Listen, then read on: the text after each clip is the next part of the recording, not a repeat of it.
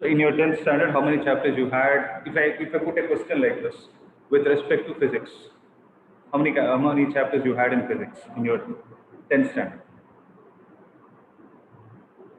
Anybody?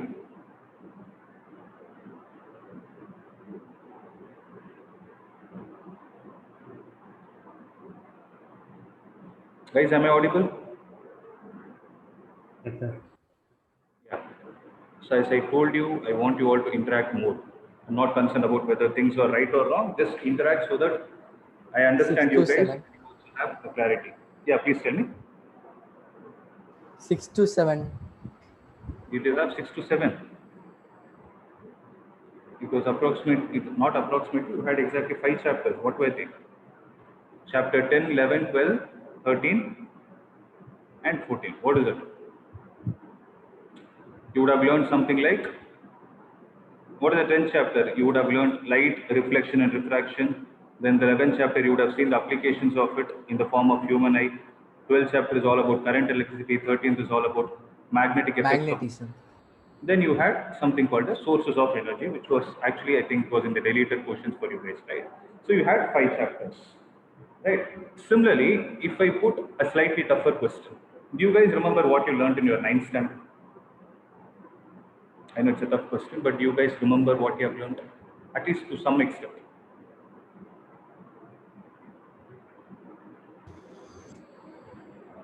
Sir, What about is motion. Exactly, exactly. You would have learned about motion. Motion means motion of an object in a straight line. Then you would have learned something called as The Newton's basics laws of about motion. Yes, the laws of motion. Gravitation. You learn gravitation. You learn something called as fluid dynamics, that is Archimedes principle and all those things. And you would have learned work, energy, power, and sound. Right? So sound. these are all the chapters that were there in your 9th standard. So if you observe the way the pattern, if you observe the pattern in which the syllabus is being designed, right? Generally, your 11th standard is an extension of your 9th standard. In a similar way, your 12th standard is an extension of 10th standard. Okay, whatever you have learned in your 10th grade, you will have the same concept there, but in a slightly greater depth. That is the only difference. Okay, so you will understand this as I take you through the process of what are all the chapters that are going to be here. So tell me one thing: how many of you, for how many of you, they have started school and you have already started learning physics? I just want to know.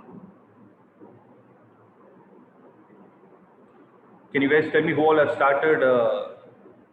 I mean, the school has been started and you guys have started learning things. If I'm not wrong, DAV has started, right?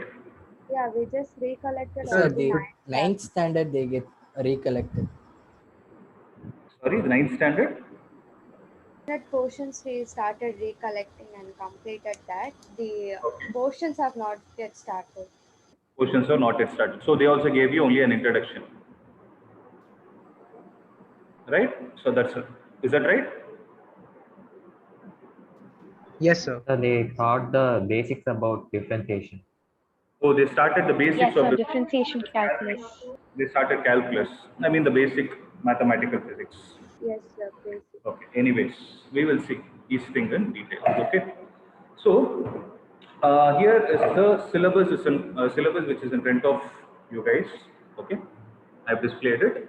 So let me tell you what are the chapters names and what are all the things you are going to learn on an outline basis. I'm not going to get in depth, but I'm going to explain you on an outline basis.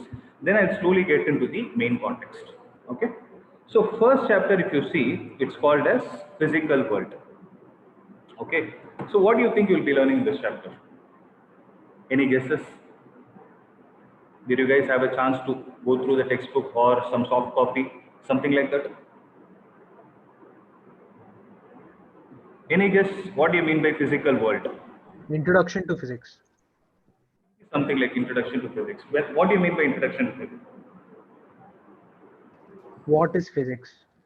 Okay, then In a detailed manner and the different branches of physics. very good. Okay. So the main context of this chapter is for you to understand the different branches that are there in physics. So what do you mean by branch? Is it Subhrajit?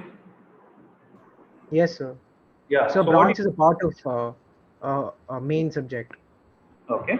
Can you give me an example?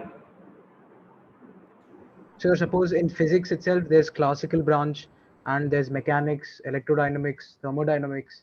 Okay. So you have an idea of, you have heard these names or you have an idea of what they actually mean also? So you're saying the names or you know what is going to be there? Just out of curiosity, I'm asking. Sir, I just You know the names. Okay, that's fine. Anyways, we'll be seeing it. No, that is a part of our curriculum, right? So the first chapter, if I have to put it on a very basic level, it is going to be an introduction to physics and what are all the different branches that are there in physics. Okay, so this falls under a unit called as physical world and measurement. Okay, so the measurement concept comes in the second part. So if you look at the second chapter, the name of the chapter is units and measurements. What do you mean by this, guys? So what do you mean by units and measurements? Sir, I think it speaks about the fundamental units and derived units and the description of the length, mass, time. Perfect. So you have Those already kind of.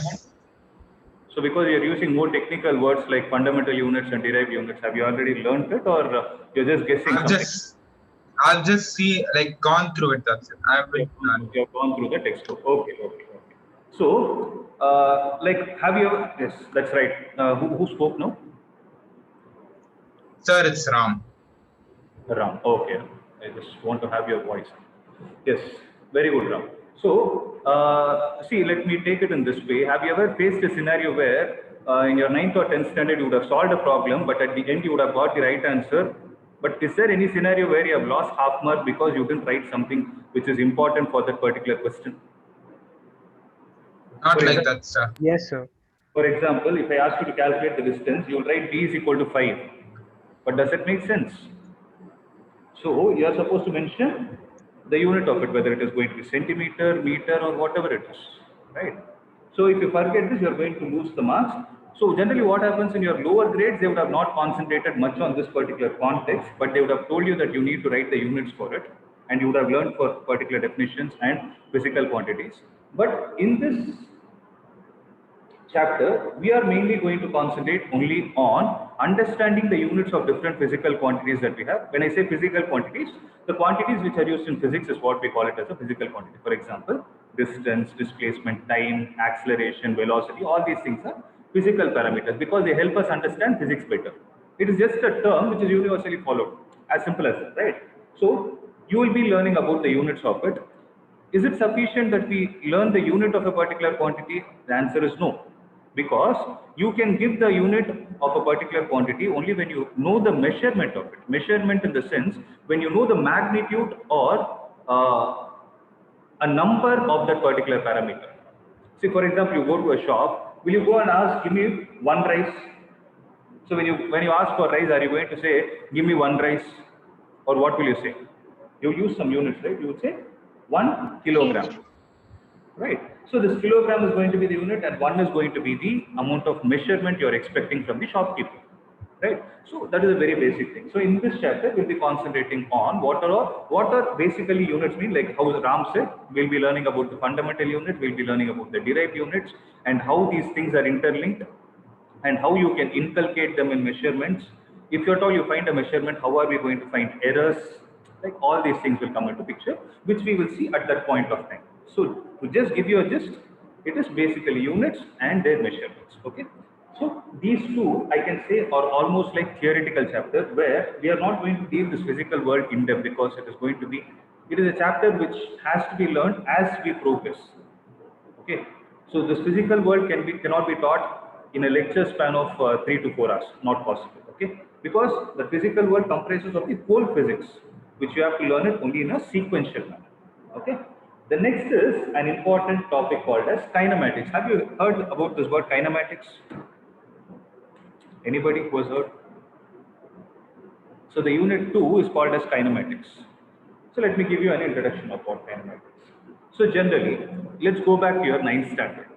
Okay, I'll put a question like this just to understand how much you people know and how you're thinking. Okay, if I have a block lying on a table, if I have a block lying on a table, when I say lying, what are all the different conclusions I can draw from it? As time progresses, let's say I have a stopwatch in my hand, I've clicked the stopwatch. If I keep observing that object, time will keep running. So as time is progressing, what are all the conclusions I can draw with respect to the distance of the block, with respect to the speed of the block, and with respect to the acceleration of the block?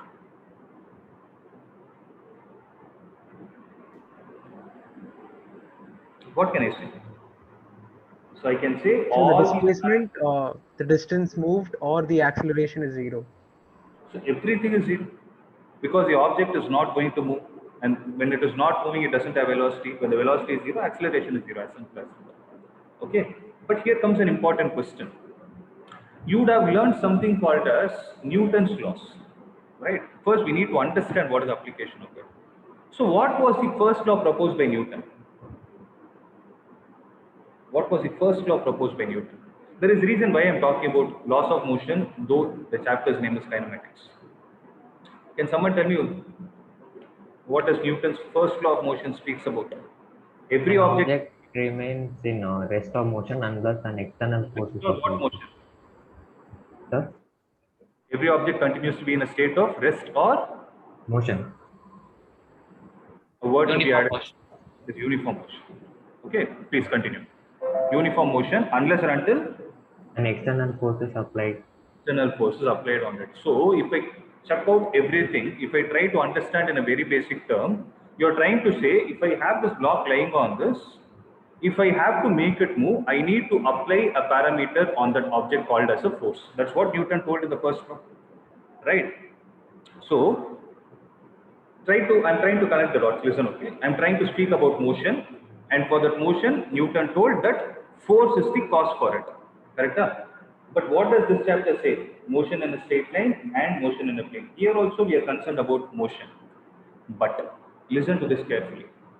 If you are concerned about the motion of an object without involving much into the cause of the motion, then that branch is what is called as kinematics.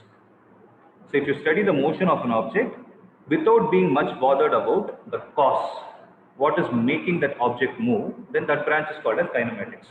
If you are concerned about the cause, then that branch is called as dynamics. Okay, under dynamics only you have something called as the laws of motion, which is nothing but exact replication of what you have learned in the 9th standard, but on a detailed manner. That's it. Okay, look at the weightage of these chapters. No? 16 out of 70, this is going to carry 10. So the first 3 units put together itself is going to fetch you 23 marks. And there is a reason for it, because these 3 are the heart of physics. Because if you want to understand any other branch, first you need to be clear with these 3 parts, which I'll be trying to deal in as much detail as possible. Okay, let's see. Next is work, energy, and power. What does this chapter mainly speak about? Before that, guys, 1 minute. So kinematics is a branch where we are concerned about motion without cause. Dynamics is also a branch of physics where we are concerned about motion with cause. What do I mean by cause? The force. Okay. Next is work, energy, and power. This also you have learned. If you try to recollect the certain terms, what exactly do you mean by work? Let me see who's speaking now. So what exactly? Ability of an object. Sorry, ma, can you repeat it? Can you repeat it? No, irrespective of whether it is right or wrong, please do it. I didn't hear it actually. That is the reason I asked.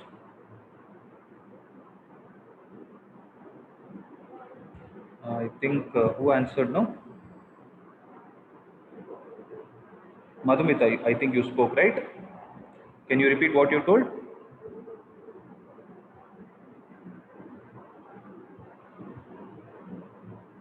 Anyone else? What does work mean then? When a force acts on any object and it shows displacement. If you apply a force on a particular object and that force causes a displacement to it, Okay, if the force causes a displacement to it in the direction of its application, then we can say that work is done. Right? Similarly, what does energy mean? Energy means the capacity to do work. Okay.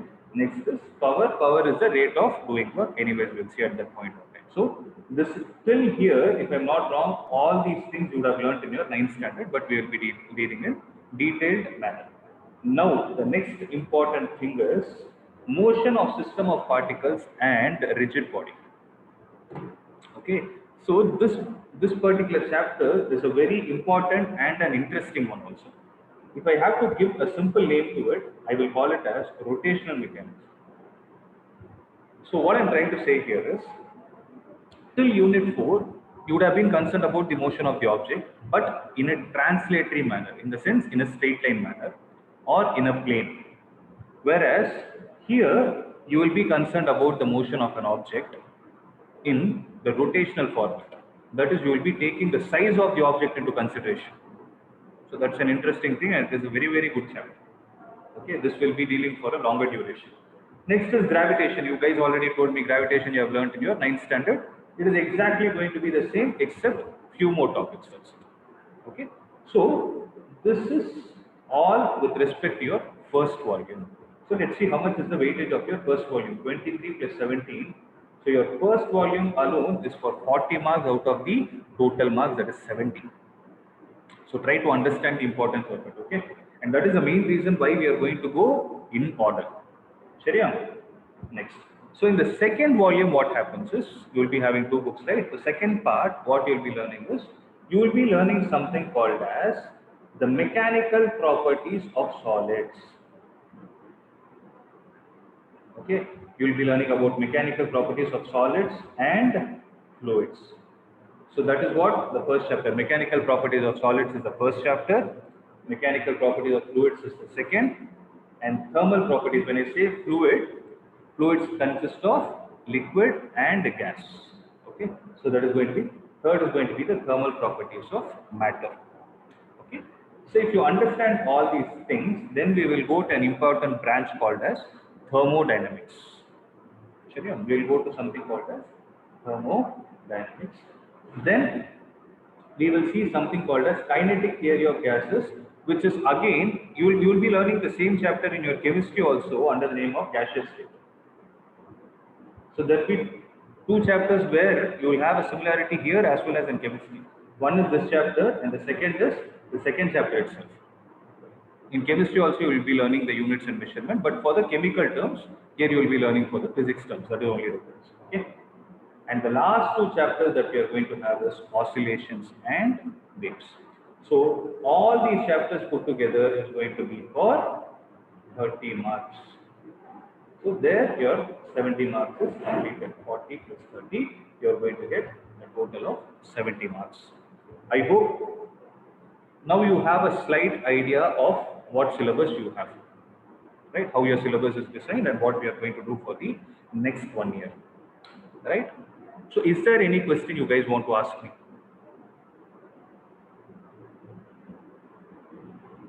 Is there anything you want to ask? Sir, could you explain more about the thermal properties of matter? Like, what does the thermal mean in that? It's very simple. So you know what is a matter, right?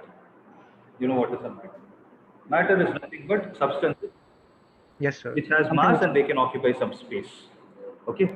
Thermal refers to heat. Property means property. So if you have a solid in your hand or a liquid or gas in your hand, how exactly is it going to behave to the amount of heat you are supplying or trying to extract from it? So what do I mean by supplying this? For example, you take water and keep it on a stove, you are supplying the heat to boil it. You take the same water and keep it in a fridge. What are you doing? You're trying to extract the heat from it. Okay. So when I say trying to supply the heat, when you try to heat the object or try to extract the heat, means you try to cool the object. How exactly is matter going to respond is the topic all about. That is what we are going to learn then. Okay. So this thermodynamics also, to add a point, thermodynamics is also a chapter which you are going to learn in chemistry. Okay, so if you observe, physics and chemistry will have a similarity. So it is always advisable that you try to look at both the subjects similar. Okay, don't look at chemistry as a separate subject and physics, because in chemistry also you have something called as physical chemistry. Physical chemistry is nothing but the physics involved behind chemistry. So if you have a good knowledge of physics, right, you will start enjoying your chemistry part also. So don't ignore it. Okay. So just wanted to add that point. Anything else, guys? Anything else? Am I clear with this thing? Is there anything else you want to ask me? Yes. Okay, clear, right? That's good. Then shall we get started? Yes, sir. Yes, sir. So, see, I always have the habit of starting with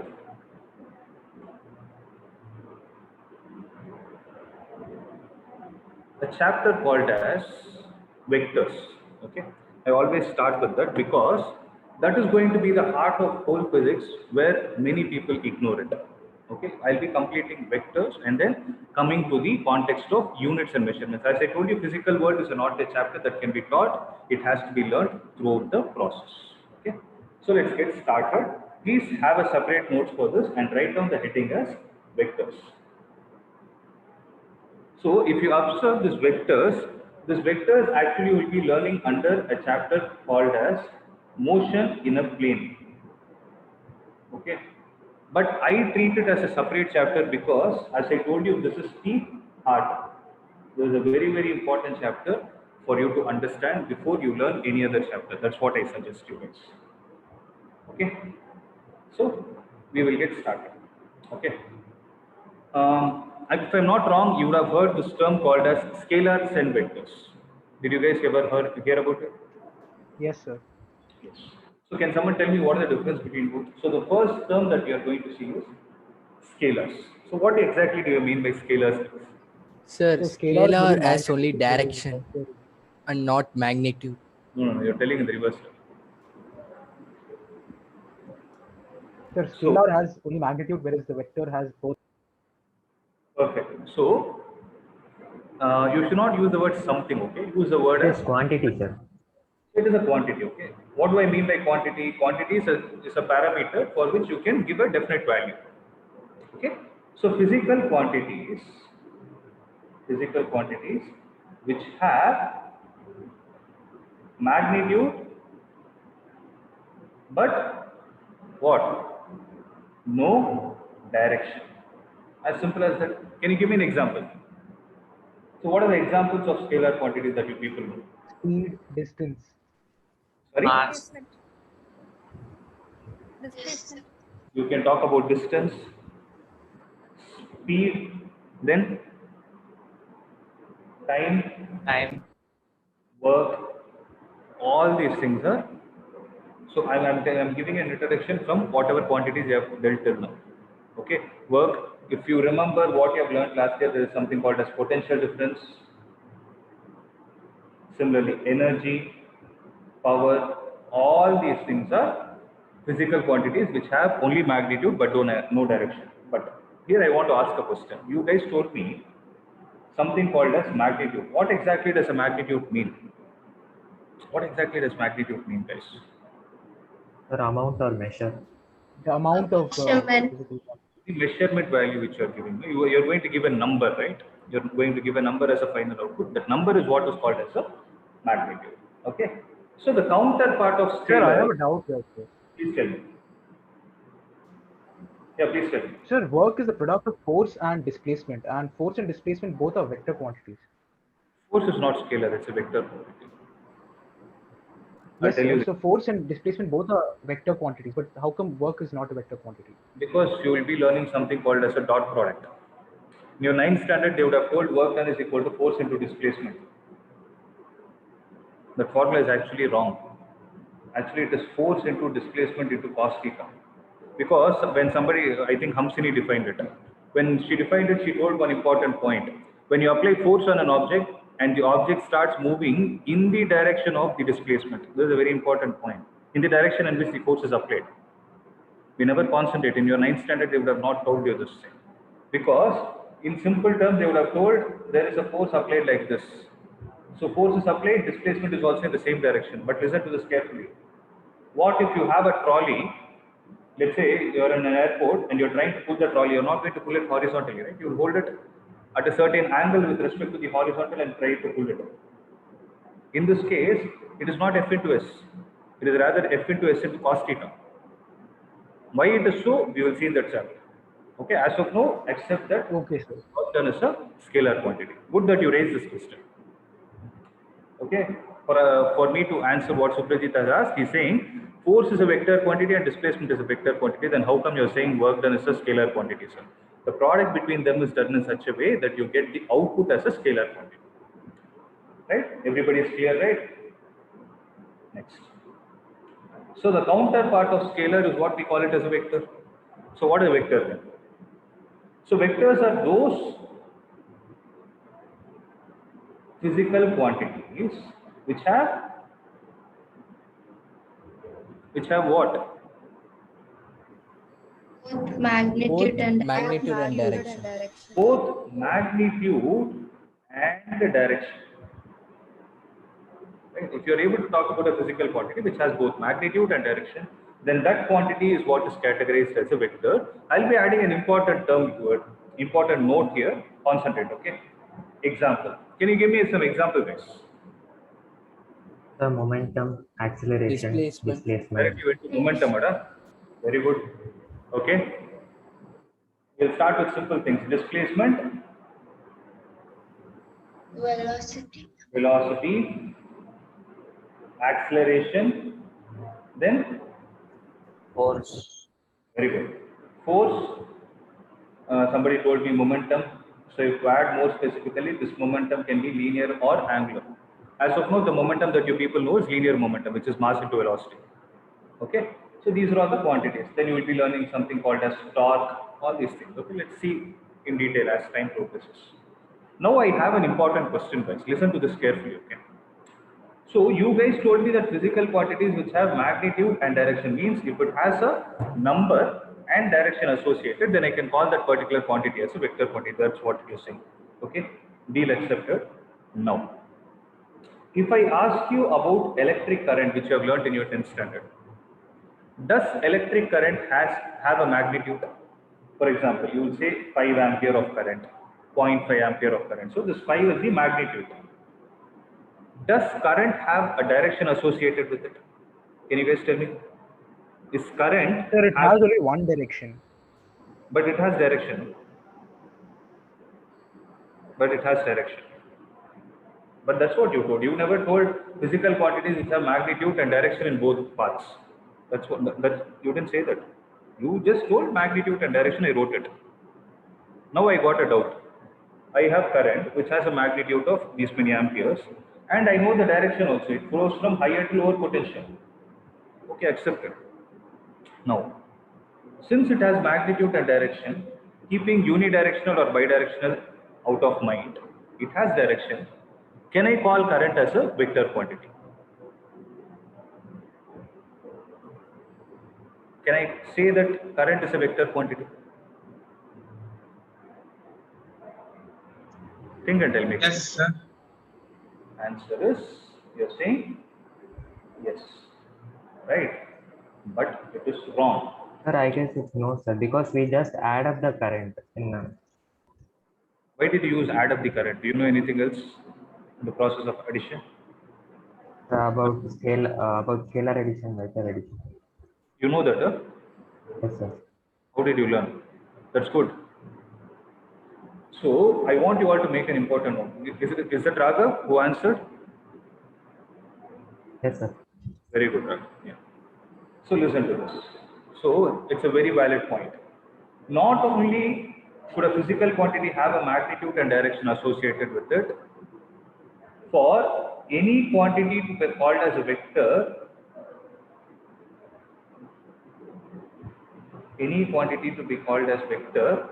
it should follow something called as vector laws of addition. Please underline this point, guys. What is vector laws of addition? We will see as time progresses, okay? We'll see in the subsequent topics, don't worry about it. as of now, except if I have to call some physical quantity as a vector, apart from looking at the magnitude and direction of it, the immediate question you need to ask a person is, does it follow vector laws of addition? If yes, it's a vector quantity. If no, it's not a vector quantity. So the answer is, it should follow the vector laws of addition. I hope you guys have made a note of it. Right?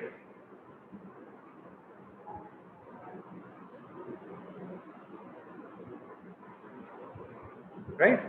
Now comes the next topic, that is, how are you going to represent a vector? So since now you know that vector is a physical quantity which has direction and magnitude, now we need to understand how is it universally represented, so that if you write something, somebody in the other part of the country is able to understand. So there should be a universal representation for it. Okay, so write it down. A directed line segment. Okay, it's an interesting name. It's called as a directed line segment. What it is, I'll tell you. Okay, so let's get back into the basics of mathematics. So everybody knows what is a line and line segment. So what is a line? Line is a one-dimensional shape which does not have any endpoints. Then what can you call a line segment as? It is also one-dimensional shape which has 2 endpoints. a fixed length, which has two fixed points called as the ends, and it has a fixed length. Right. So when you learnt about a line segment, did you learn something called as a direction? In mathematics, which quantity is used to represent the direction? Ray. Ray. Perfect. It's a ray. But what is that? Why can't I call it as a ray here? Because Sir, it is both. point, but It is going on both direction. not both directions. Ray will have a starting point. No, It will sir. keep- Line segment. line segment is going to be fixed. Okay, line segment is fixed. It doesn't have two directions. Okay, ray is a one-dimensional shape which has a starting point but no ending point. Right? So if I am able to combine a ray and a line segment, then that is what I can call it as a vector. That is how I represent a vector rather. Okay, so how to draw it? Let's see. It's a very simple thing. You take a ray and put it like this, along with the starting point and ending point. Then this is what is called as a vector representation in the form of a diagram. Okay, that is what I meant by a directed line segment. Nobody will ask you the definition, don't worry.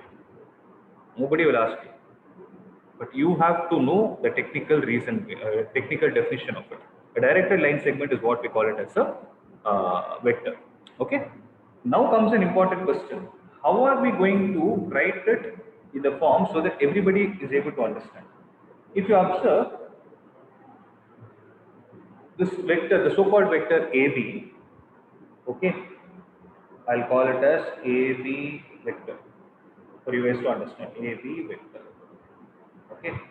Then can I say that the point A is the starting point, initial point, or starting point, or more technically it is called as the tail. It is called as the tail of a vector. Okay. And point B is called as the final point or the end point, or it is called as the head of the vector. Okay, I'm just labeling the vectors. Okay, point A is called initial point or starting point or tail, point B is called as final point or the end point or head. Okay, then how can I write this AB vector? It's very simple. If I write the endpoints of the line segment and put an arrow mark on top of it, then anybody who's reading your paper will say that this vector has A as the starting point and B as the ending point. First of all, they will be able to conclude that it is a vector because of this arrow mark. Okay, so AB with an arrow mark on top of it is what is read as AB vector. This is what we call it as AB vector. Guys, am I clear? Am I clear? Yes, sir. Sir. So you have represented this with a direction AB vector. It's telling you that it's starting at A and moving towards B. So that is related to direction. Now, how are you going to speak about the magnitude of a vector?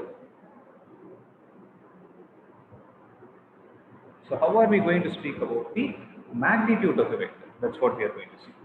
So modulus of a given vector is called its magnitude. An interesting fact. That is, if I write it like this, how will you read it, guys? If I just write it like just now, I told you, you will read it as AB, vector. right? If I put a modulus around this, then this is what you are going to read it as magnitude of AB vector. Okay, this is one way of writing, or the same magnitude can be written as just AB. You will not put an arrow mark on top of it. If you just write it like this also, people will understand that you're trying to talk about the magnitude. For example, in your 10th standard, in a chapter named constructions in your mathematics, they would have told you draw a line segment AB of 5 centimeter. So they'll give you something like this only, no? So indirectly, they are speaking about the magnitude of that line segment. So yeah, so just to connect the dots, this is the way you are going to write the magnitude of a vector. Sir, I have a doubt. Please tell me. The vector quantities can be negative, right? Vector quantities can be negative in terms of directions. Okay, you can speak about the negativity of the direction only in comparison with a quantity which is positive.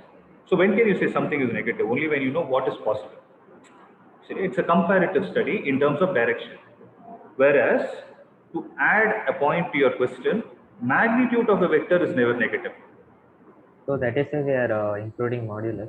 That is the reason why you're putting a modulus. Yeah. Okay. Got it? Yes. Okay. Right. So this is all about what are scalars, what are vectors, and what are the how do you represent a vector and its magnitude. Okay. Now let's get into the next part.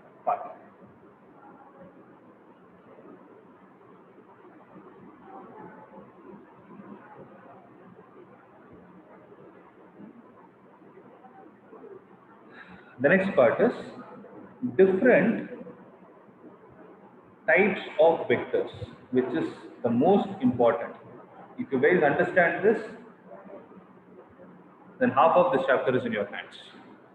So what are the different types of vectors? First, you have something called as equal vectors. Okay, it's mostly, you can classify those types of vectors depending on the name itself. So what exactly do you mean by equal vectors? Can you guys guess?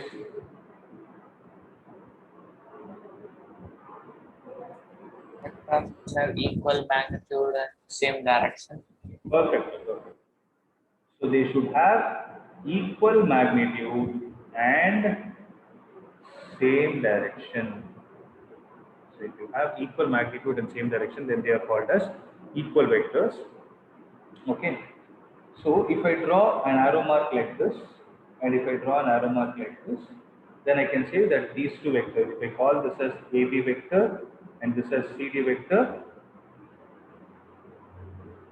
I can call that they both are equal vectors if AB vector is equal to CD vector. Means wherever I find AB vector in a mathematical equation, I can blindly replace it with CD vector and the vice versa. Sharia, just give me a second, I'll get my water bottle. Just give me a second.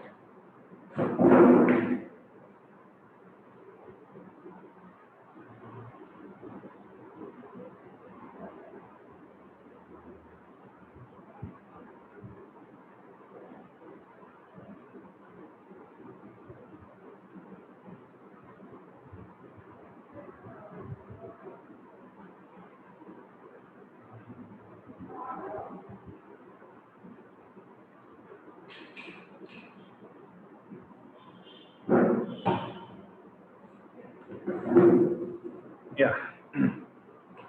Next is parallel vectors. Okay. So right away. Here also the name is suggesting. What do you mean by parallel vectors? So they have only equal direction. Same direction, but not necessarily the same magnitude.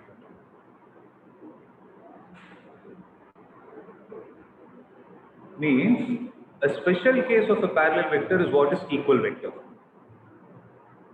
You're able to understand? So special case of a parallel vector is equal vector. When will the parallel vectors become equal vectors? When the If their magnitude, magnitude is same. and the magnitude is right. So how are we going to represent it in a diagrammatic format? 1 and 2. Okay. If I call this as AB, if I call this as CD, then AB vector can be called as some lambda times CD vector. Here lambda is called as the scalar part. So what I'm trying to say is, if I take the length of AB, if I take the length of CD and divide them, then I will get a ratio which is equal to lambda. That is what I'm trying to say. So AB vector is equal to lambda times CD vector, then that kind of a vector is what we call it as parallel vector. Okay. As of now, I cannot go in depth of how to write that AB vector. You learn it in the process. Okay. So as of now, have this condition in your mind. Shall I proceed? Now, the third part is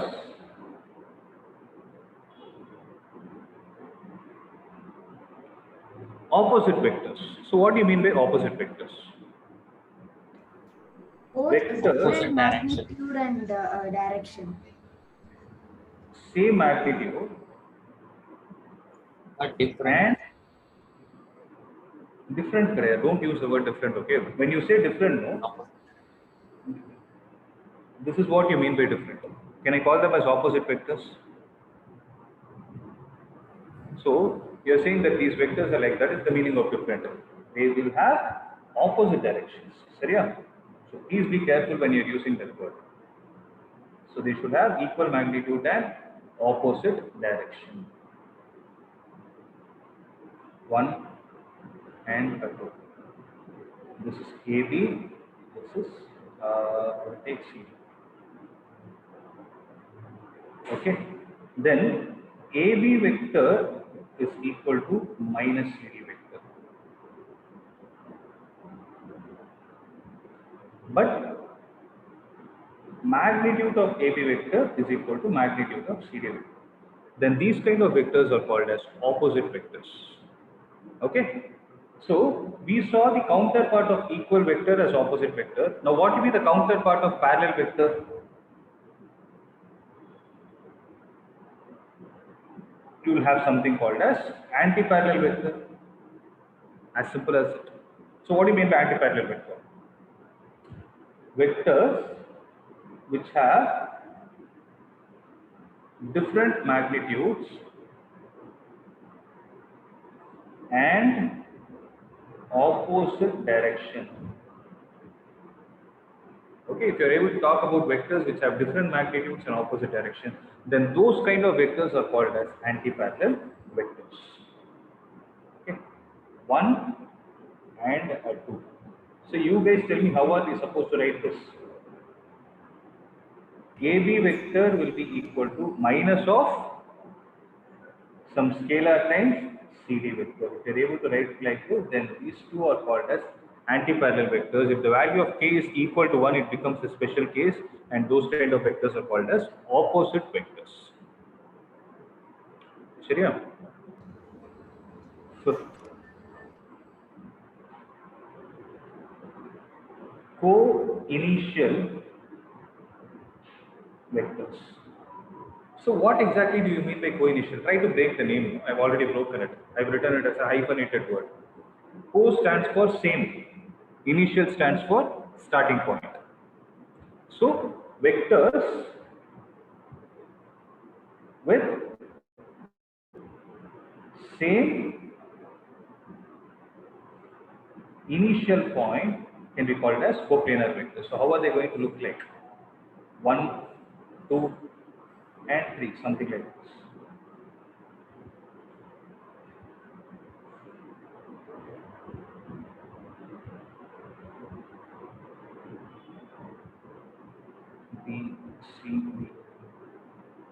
So AB vector, AC vector and AD vector are co-initial vectors.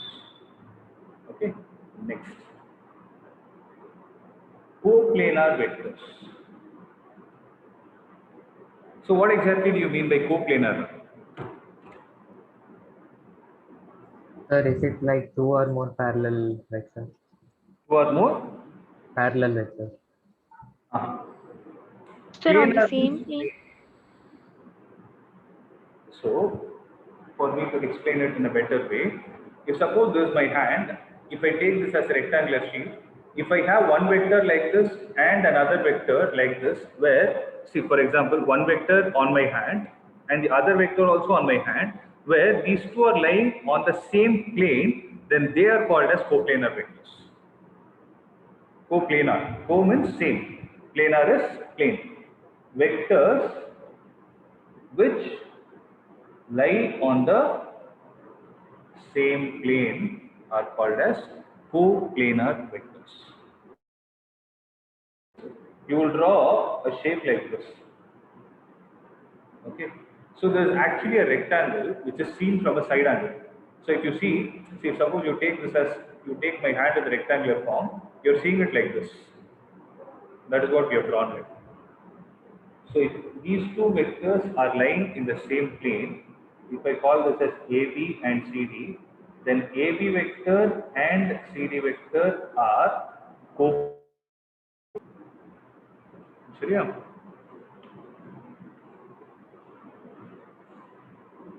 Seventh.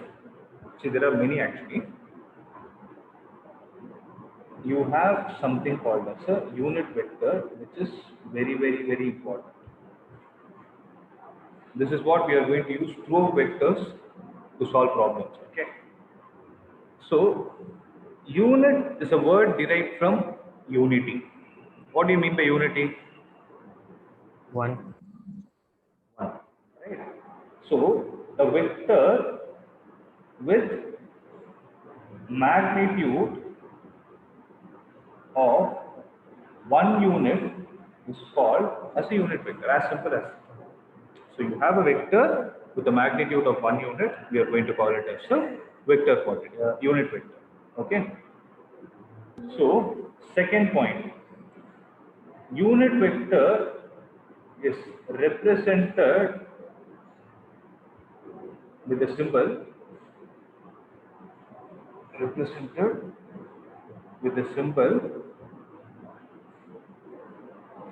cap or hat on the top of a variable. For example, let me explain what this point is. Okay.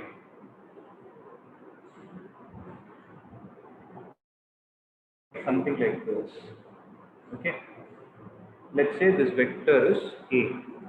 Then if I take the value and put a cap on top of it, this is what is meant by a cap or hat. If I put the variable with a hat on top of it, this is what is called as a unit vector. Okay. A cap or A hat. Okay. Am I clear, guys? Any doubt in this? No. The last point to be added is unit vectors are used to represent of a given vector. Okay. Unit vectors are used to represent the direction of a given vector in the sense, see, suppose there is a person moving in this direction. Okay. Suppose there is a person moving in this direction and you represent the person's motion as a vector. Okay. Then a vector is generally, so A is a vector, right? So what does a vector consist of? What does a vector consist of? It consists of magnitude and direction. So A vector is equal to, what is this, guys?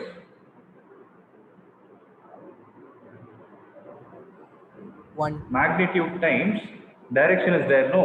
So who is going to take care of direction? It is this thing. Okay. So this is the general way to write or represent any vector. Okay, this is the general way to represent any vector. Am I clear, guys? Okay. So why is there no response? Am I clear or not? Yes, sir. Yes, sir. That's good. So these are all some very, very, very basics of the vectors. Okay, because these are all the things that you need to know. This chapter is actually small only. Don't worry. So I'll be stopping with this. Okay, I'll be stopping with this. In tomorrow's class, before tomorrow's class, because it is going to get slightly tough, slightly, very slightly, not very much. It's going to get slightly tough. For you to understand those concepts, you need some time to absorb.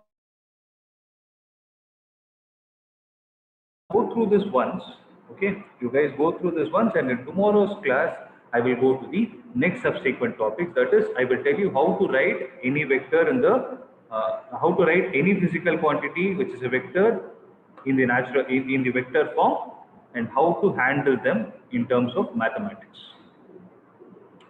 Okay? So revise these concepts and come. And if there is any doubt, the first 5 minutes will be allotted for doubt session in tomorrow's class. Then we will continue with the subsequent topics.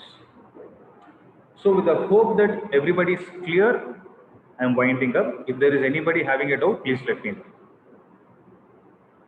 Sir, I have a doubt. Yeah, please. Sir, can you once scroll up to coplane vector? Okay, yes. Sir, here if vector AB and CD had a same initial point, can we also say that they are co-initial vectors? If they had same initial point, then you can call them as co-initial also. Okay. But in this context, our interest of study is not about whether they are having the same starting point. It's a very good question actually, because if you see, I've drawn one vector like this and the other vector in this way. I didn't speak anything about their initial points. As time progresses, I will tell you how to deal with the initial points of vectors also. If I have to give you an example, in your 10th standard, you would have learned how to draw the virtual image of a particular object, right? How will you do it? You draw some dotted lines in the backward direction, you will extrapolate them, and you will find out the point where they will meet, no? Yes, sir. In a similar way, vectors also, for you to find the initial points, you are going to do the same thing in the reverse manner, which I will tell as time progresses. Let's not discuss it today. But that's a good question. Anything else, guys?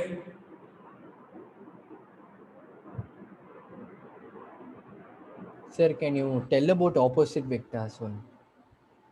Nitish, I didn't hear you. Can you come again? Sir, can you tell about opposite vectors? Opposite vectors are simple. Right? See.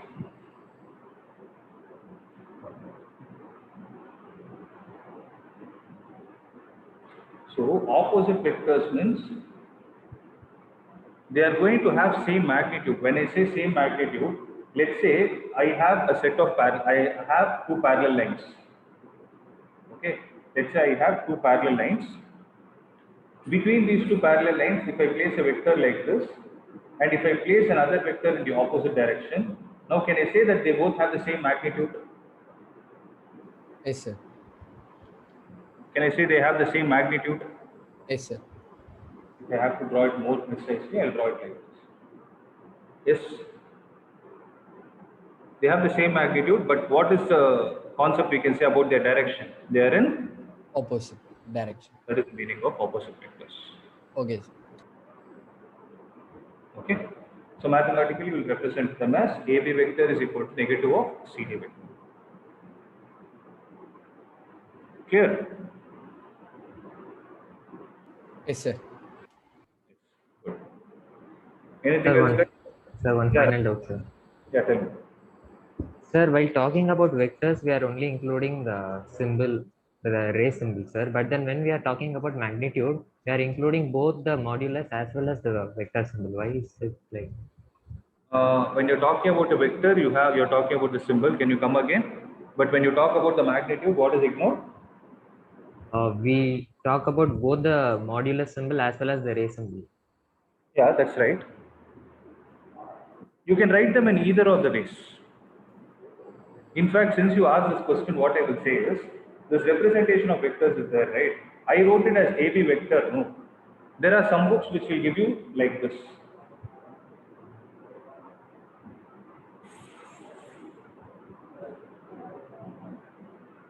What did I do? Wait.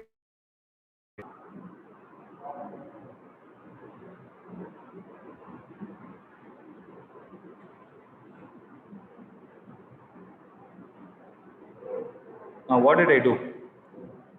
AB vector is there, no?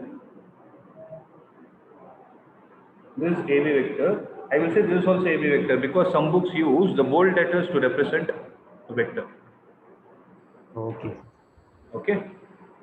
So, but if that bold format is not there, they are written in a normal format, then we call it as magnitude. I didn't introduce it because you'll get confused.